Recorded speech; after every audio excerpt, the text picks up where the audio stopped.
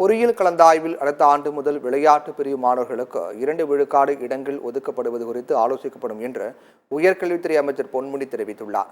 2024-25 கல்வி ஆண்டு பொறியியல் மாணவர் சேர்க்கைக்கான கலந்தாய்வை சென்னை கிண்டியில் உள்ள தொழில்நுட்ப கல்வி இயக்குநரக வளாகத்தில் அமைச்சர் பொன்முடி தொடங்கி வைத்தார். பின்னர் பேட்டியளித்த அவர், இந்த ஆண்டு மொத்தம் 433 பொறியியல் கல்லூரிகளில் மாணவர் சேர்க்கை நடைபெற உள்ளதாகவும் வரும் 29ஆம் தேதி பொதுப்பிரிவு கலந்தாய்வு நடைபெற இருப்பதாகவும் குறிப்பிட்டார். இந்த ஆண்டு 8 பொறியியல் கல்லூரிகள் மூடப்பட்டிருப்பதாகவும் 3 புதிய கல்லூரிகள் தொடங்கப்பட்டிருப்பதாகவும் அவர் கூறினார்.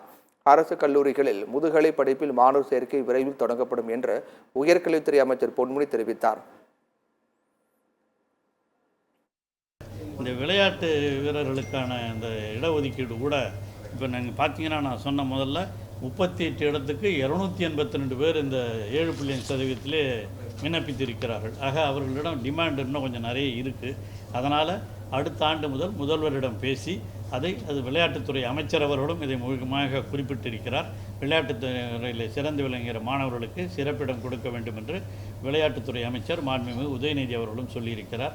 அந்த அடிப்படையில் விளையாட்டுத்துறை மாணவர்களுக்கு 2% அடுத்த ஆண்டிலிருந்து 2% கொடுப்பதற்கான ஏற்பாடுகளும் செய்யப்படும் என்பதையும் தெரிவித்தார்.